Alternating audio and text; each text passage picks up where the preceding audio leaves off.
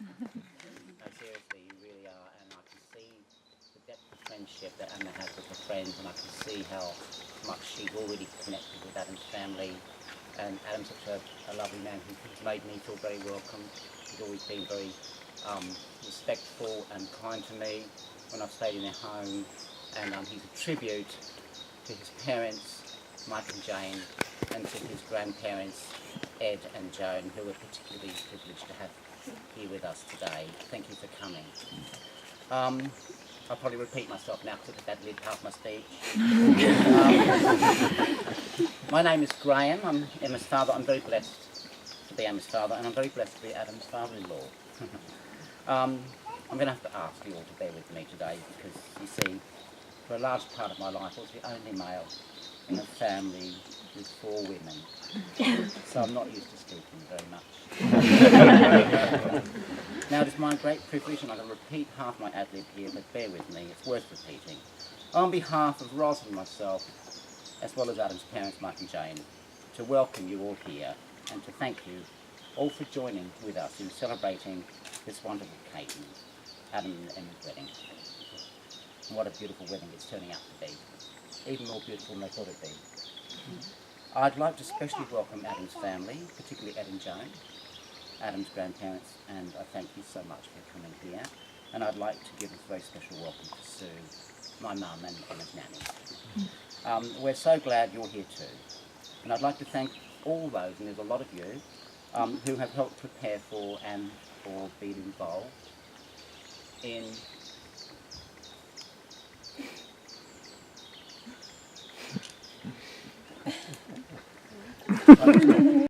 Yes, I was just checking with my PA man at the back. What I was saying was I just wanted to thank everyone who's been involved in all the preparations for and have been involved in today's formalities and the festivities that are still to come.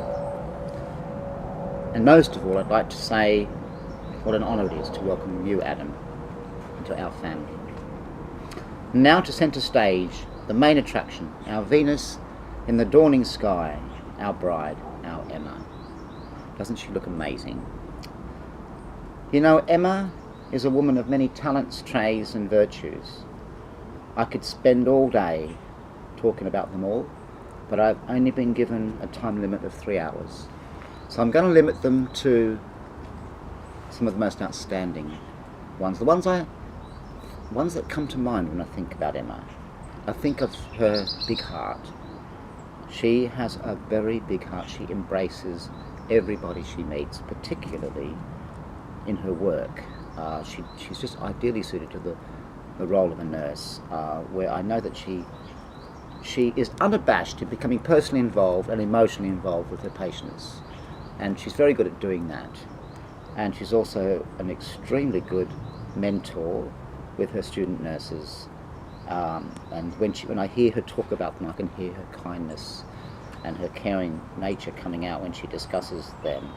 The other thing that Emma is she is very spirited, which is a wonderful trait, because part of spiritedness is courage, and part of courage is an adventurous spirit. She's a very adventurous girl. When she was only 18, completely off her own bat, with no initiation from either of her parents, she planned a round-the-world journey.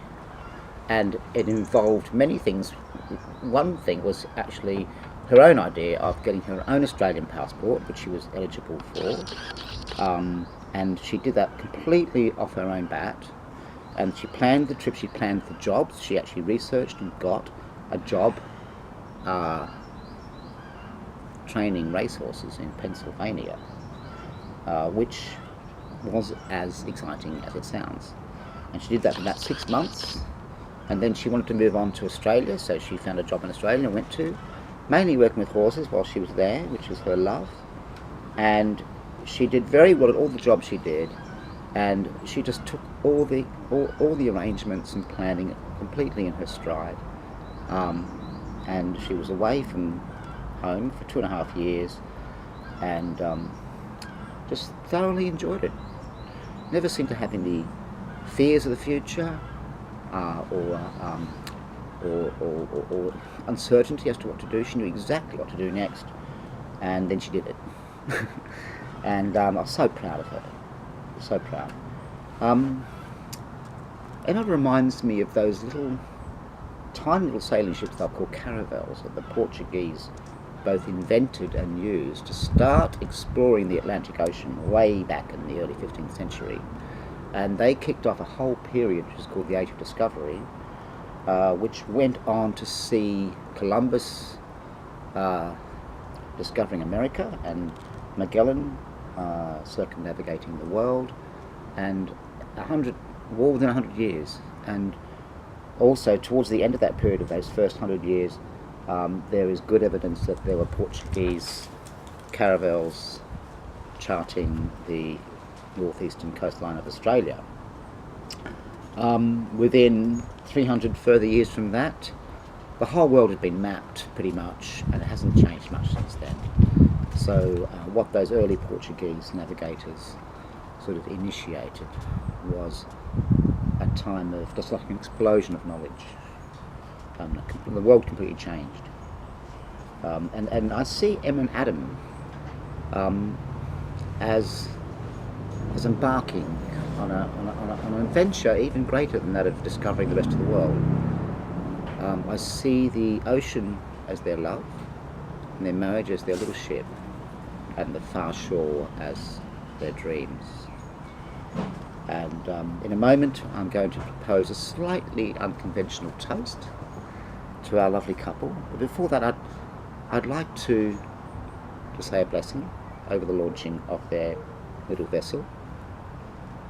I'd like to say to Emma and Adam, may the fair winds ever fill your sails, may the warm sun by day and the beaconing stars by night ever light your course, and may you fall on the distant shore,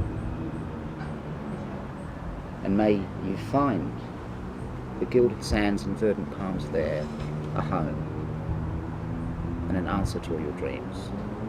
So if everyone could be upstanding for the toast, this is where I'd like to depart slightly from convention, and just if we could all just wish Adam and Emma bon voyage, Adam and Emma.